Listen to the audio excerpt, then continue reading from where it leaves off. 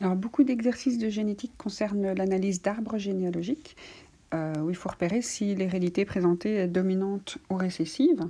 Donc, quand l'hérédité est dominante, on voit que chaque individu atteint, donc c'est souvent représenté par un sigle carré pour les hommes, rond pour les femmes, hachuré ou noirci. Donc, si chaque individu atteint a un parent atteint, donc il faut regarder au niveau des parents, donc les parents seraient un père et une mère, ou une mère et un père, on peut le présenter comme on veut. Pour une hérédité dominante, ça ne peut pas arriver. Donc si on a des enfants atteints avec des parents non atteints, c'est pas dominant. Donc il faut toujours qu'il y ait au moins un des parents atteints pour un individu atteint. D'accord ? Maintenant, des parents atteints peuvent avoir des enfants qui ne sont pas atteints. C'est vraiment en remontant. Donc il ne faut pas que le caractère ait été caché chez un des parents. Par contre, si vous avez l'inverse, donc si au moins un individu atteint a ses deux parents non atteints, dans ce cas-là, c'est une hérédité récessive. Donc, on commence par l'hérédité dominante, donc où chaque individu a un parent atteint, donc le caractère n'est jamais caché. Donc cette hérédité dominante, elle peut être autosomique, donc sur un chromosome qui n'est pas un hétérochromosome, qui est un autosome, ou elle peut être liée à X, donc sur les chromosomes sexuels. Donc comme les chromosomes X et Y n'ont pas la même taille, que le Y est plus petit, il y a des gènes qui ne sont pas présents en double exemplaire chez les garçons qui sont XY. Et donc les transmissions sont différentes vu que les hommes qui font des enfants, soit vont avoir des garçons qui vont recevoir le chromosome Y, soit avoir des filles qui vont recevoir le chromosome X. Et donc les transmissions de gènes sur X dépendent du sexe. Donc on va d'abord regarder comment on reconnaît une hérédité dominante autosomique. Oui, non, celle-là c'est plutôt par défaut. Donc parmi les hérédités dominantes, on va chercher des indices pour que cette hérédité dominante soit liée à X. Et les indices, que ce soit pour les dominantes ou les récessives, on va rechercher des hérédités en zigzag. Donc on va rechercher des hérédités où un carré donne à des ronds. Ou qu'un garçon a reçu d'un rond. Donc si on a des hérédités qu'on appelle en zigzag, où les pères transmettent à toutes ses filles, ou un garçon a reçu de sa mère atteinte, donc là on a une hérédité liée à X. Donc quand il n'y a pas de spécificité comme ça, c'est autosomique. Voilà, donc un père transmet à toutes ses filles, un garçon l'a toujours reçu de sa mère. Par contre, si une mère est atteinte, elle peut être homozygote ou hétérozygote, et donc ce sera seulement 50% de ses enfants. Et si une fille est atteinte, elle peut l'avoir reçue d'un ou des deux parents. Donc là, c'est pas zigzag quand on regarde les mères atteintes et les filles atteintes. Par contre, les pères atteints, toutes leurs filles, les garçons atteints, toutes leurs mères. Alors maintenant, les génotypes qui vont correspondre au dessin. Donc si on est avec une hérédité autosomique et qu'on doit écrire un génotype pour des carrés ou des ronds, ce sera la même chose. On ne fait pas de différence pour les filles et les garçons. On pourrait même presque faire un losange, sexe indéterminé. Dès que vous êtes en hérédité autosomique, vous utilisez la même chose que pour les petits pois. Donc des lettres G, S, L, V. Ici, ça va plutôt être M pour malade et S pour sain. Pour une hérédité dominante, on va utiliser M majuscule parce que la maladie est dominante dans ces cas-là. Et donc, si jamais vous avez un caractère foncé, enfin quelque chose qui présente le caractère, vous pouvez être homozygote pour ces caractères, et dans ce cas-là, il faut vraiment que vos deux parents soient atteints, qu'ils vous aient transmis tous les deux la maladie, et que tous vos enfants soient atteints, puisque chaque fois que vous allez transmettre un allèle, vous n'aurez pas le choix, vous transmettrez la maladie. Dès qu'un seul de vos parents ou un seul de vos enfants n'est pas atteint, et que vous êtes atteint, c'est que vous êtes un hétérozygote pour la maladie. Alors pour tous ceux qui sont des symboles carrés ou ronds blancs, donc non atteints, comme c'est un caractère récessif face à une maladie dominante, on connaît d'office le génotype. Donc pour un phénotype récessif, il faut être homozygote pour le type récessif.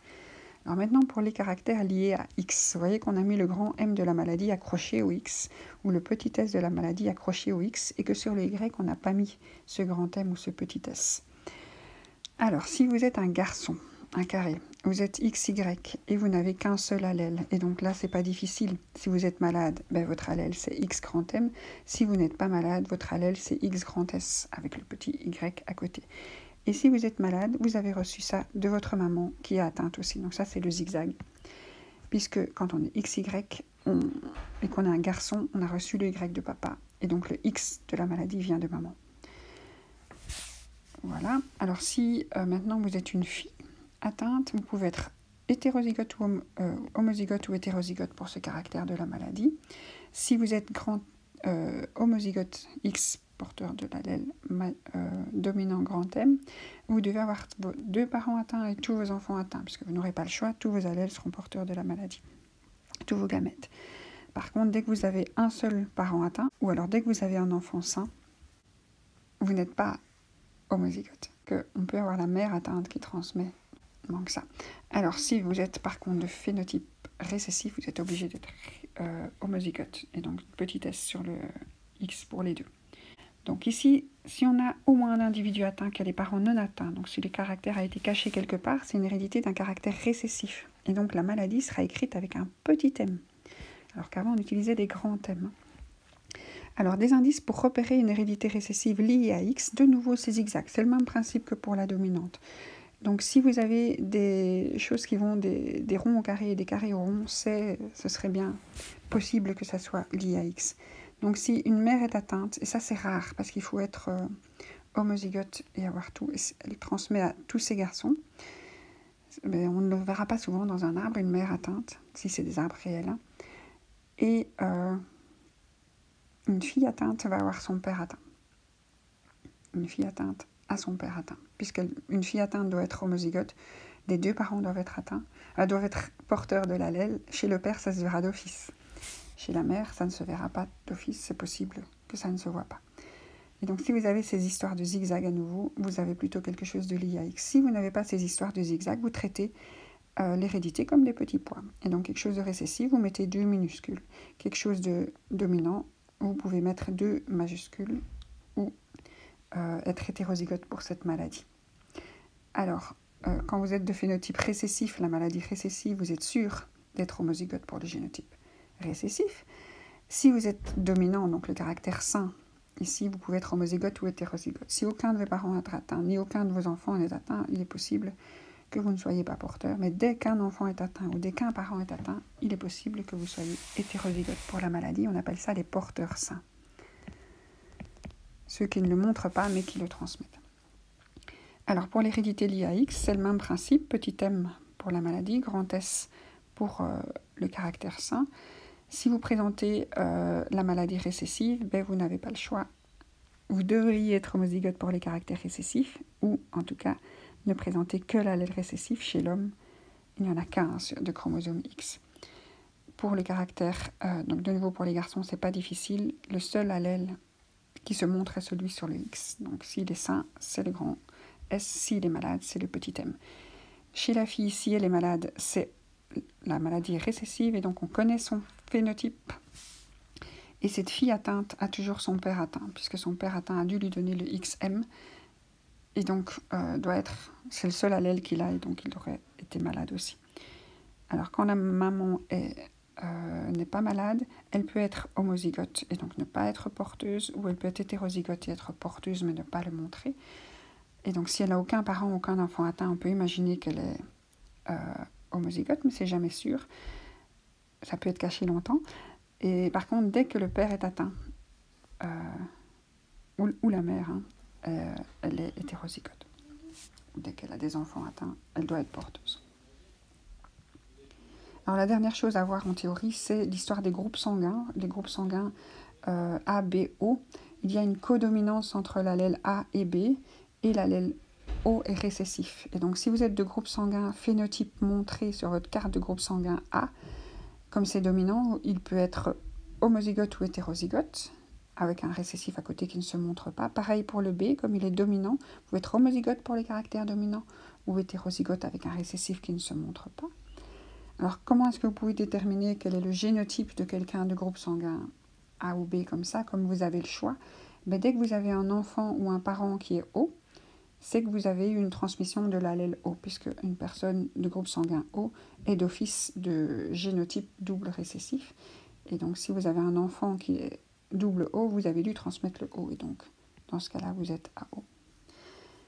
Alors, pour les phénotypes AB, vous n'avez pas le choix pour les génotypes, puisque les 2 allèles sont visibles et qu'on ne peut avoir que 2 allèles par caractère. Vous connaissez votre génotype.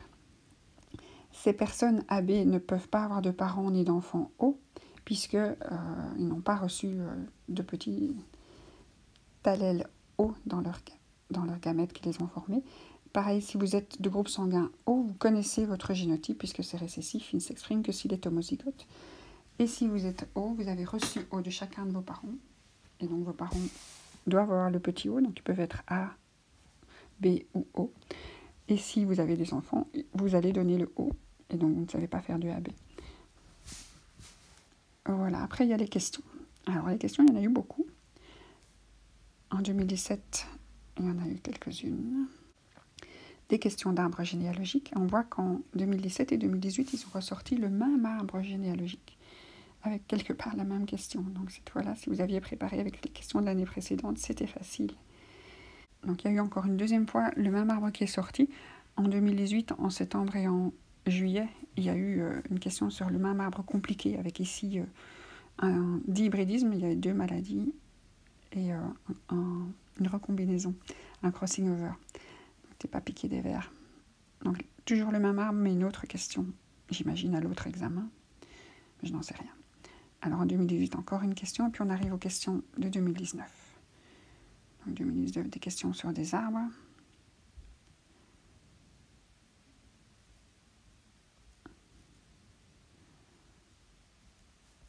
Des questions sur les groupes sanguins.